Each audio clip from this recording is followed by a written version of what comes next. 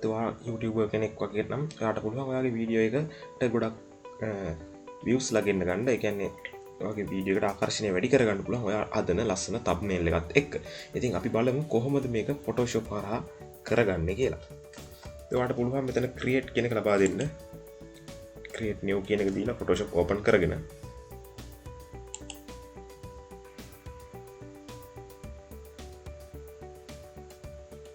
හරි. එතකොට මේ වගේ ඉන්ටර්ෆේස් එකක් වඩ දකින්න ලැබෙනවා. ඉතින් ඔයා thumbnail එකක් හදන්න බලාපොරොත්තු වෙනවා නම් ඔයා මේකට තෝරගන්න ඕනේ මොකක්ද කියලා අපි බලමු. ඉතින් මම මේක සේව් කරගත්ත preset එකක් තියෙනවා. recent වල මම මේ thumbnail කියන එකට select කරගන්න. ඔයාට එතන තෝරගන්න ඕන දේවල් ටික මම කියන්නම් වෙනස් කරගන්න ඕනේ මොනවද කියලා. width එක දාගන්න 1280ට height එක 820ට දාගන්න. අවස්ථාව මේක landscape දෙන්න. pixel වලින් resolution එක 72 මේකට ප්‍රමාණවත්. මොකද අපි මේක print out එකක් ගන්න බලාපොරොත්තු වෙන්නේ නැහැ නේ අතරම. ඉතින් ඒ නිසා මේක 72කින් තිබ්බාම හොඳටම ඇති. 300ක් වගේ දාන්න ඕනේ නැහැ. RGB color mode එකත් ඇති print out නොකරන නිසා. ඉතින් මේ 8 bit වලින් මම මේක create කරනවා.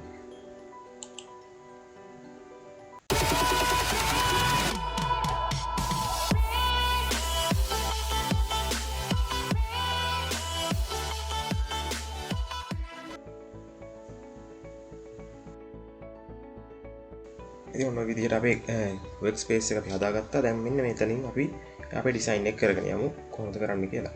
බෑග්ග්‍රවුන්ඩ් ලේයර් කොහොමද තියද්දි මම නැවත ලේයර් එකක් ගන්නවා මේකට. මෙතනින් ලේයර් එකක් ඇඩ් කරගන්නවා. මේ ලේයර් එකේ අපි ඩිසයින් කරමු. ඉතින් මම හදාන්න බලාපොරොත්තු වෙන්නේ මෙන්න මේ වගේ සයන්ටිෆික් කැල් භාවිත කරලා ඩිටර්මිනන්ට්ස් හොයන විදිහට හදපු වීඩියෝ එකකට තමයි thumbnail එක නිර්මාණය කරන්න යන්නේ. ඉතින් මේ තියෙන ඊට කලින් හදපු thumbnail එකක්. ඉතින් මෙන්න මේ වගේ එකක්ම තමයි මට නිර්මාණය කරගන්න අවශ්‍ය වෙන්නේ. අපි මේකට කැල්කියුලේටර් එකක මම ඉමේජ් එකක් මෙතන ඉන්සර්ට් කරගන්නවා. Ctrl O ප්‍රෙස් කරලා ඉමේජ් එක සිලෙක්ට් කරගන්නවා.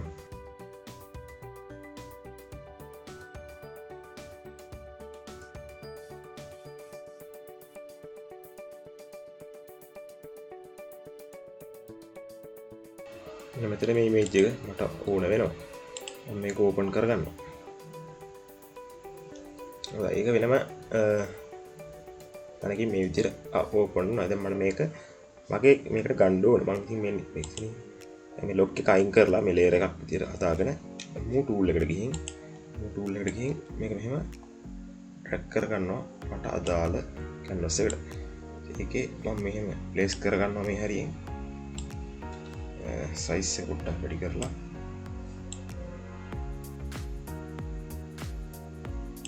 scientific කැල් ලැබ් භාවිත කරනවා කියන එක පෙන්වන්න ඕන නිසා තමයි මේකත් මෙතෙන්ට ඇතුළත් කරගත්තේ. හොඳයි. ඊකට මේක ටයිප් කරමු දැන්. අපිට මොකද්ද ටයිප් කරන්න අවශ්‍ය වෙලා තියෙන්නේ? මට මෙතන අවශ්‍යයි මෙන්න මේ වගේ FX 1991 EX Plus කියන එක ටයිප් කරගන්න සහ scientific calculator කියන එක ටයිප් කරගන්න. ඉතින් මම මේකට type tool එකට යනවා.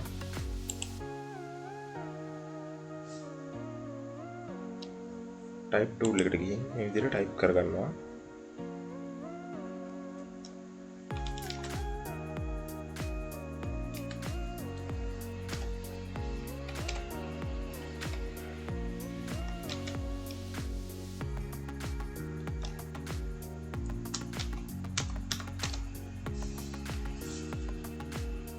මම මේක ටිකට පාද දෙනවා. එතකොට මේක මේ විදිහට හදා ගන්න පුළුවන්. අපිට ES එන්න ඕනේ.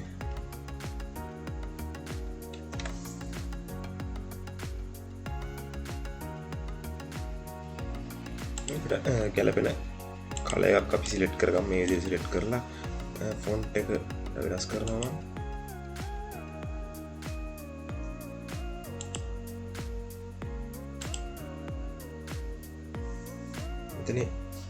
මම ඩබල් ක්ලික් කරලා බාදිලත් අපිට මේක සිලෙක්ට් කරගන්න පුළුවන්. කලර් එක මාරු කරොත් බ්ලැක් වලට වගේ.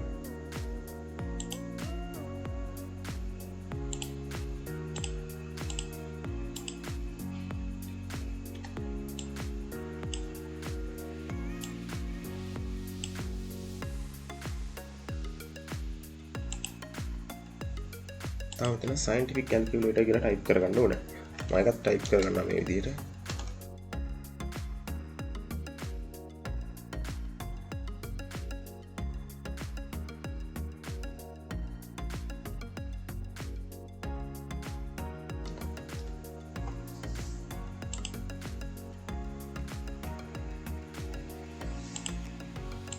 new tool එකේ මේවා select කරන්න පුළුවන්.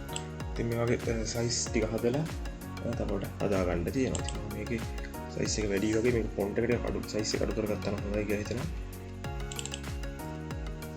size එක දාමු.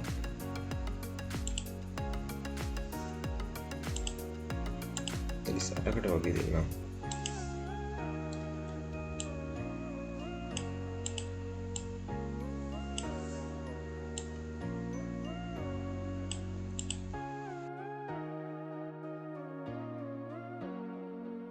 මේ කලර් අපි රතු වගේ පාටක් සිලෙක්ට් කරගන්නවා.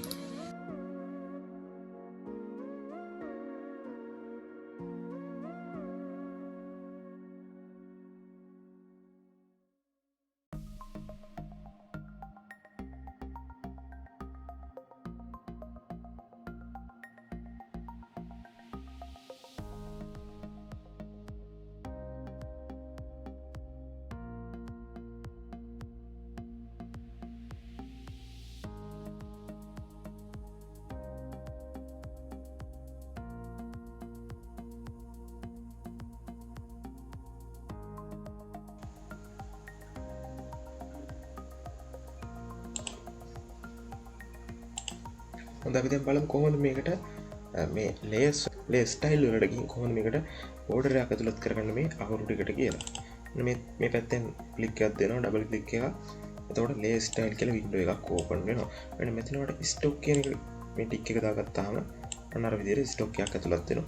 ඉතින් ඒක ගැන තවදුරටත් බලන්න මෙන්න මේ විදිහට මේ stock එක ඇතුළට ගිහින් ඔයාලට පුළුවන් මේකේ size එක චුට්ටක් වැඩි කරගන්න.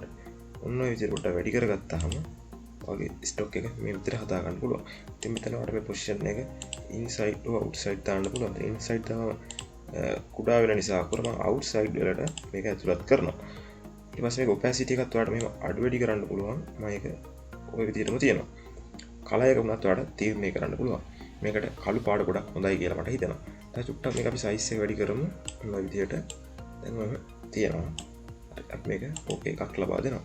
ඔන්න ඩිටර්මිනන්ට්ස් කියන එකට ස්ටොක් එකක් ඇතුළත් වුණා. මේ විදිහටම scientific calculator කියන එකටත් ඇතුළත් කරනවා ස්ටොක් එකක්. ඒකට මෙතන ස්ටොක් කියන එකට ටික් එකක් දීලා කළු පාට ස්ටොක් එකක් දෙනවා. එතකොට අර කැපිලා පේන ගතියක් අකුරු වලට එන නිසා පොඩි ලස්සනක් එතන තියෙනවා. මම මේක size එක චුට්ටක් අඩු කරලා ඕකේ එකක් ලබා දෙනවා. ඉතින් මේ දේ ගොඩක් කරන්න පුළුවන් මේ දැන් මේ කැල්කියුලේටර් එකටත් වටේට බෝඩර් එකක් වගේ දෙයක් අපි ඇතුළත් කරගමු. ඒකටත් මෙහෙම ස්ටොක් කියන එක ලබා දුන්නාම මොන විදිහට ඒක highlight වෙනවා. හොඳයි දැන් scientific calculator determinants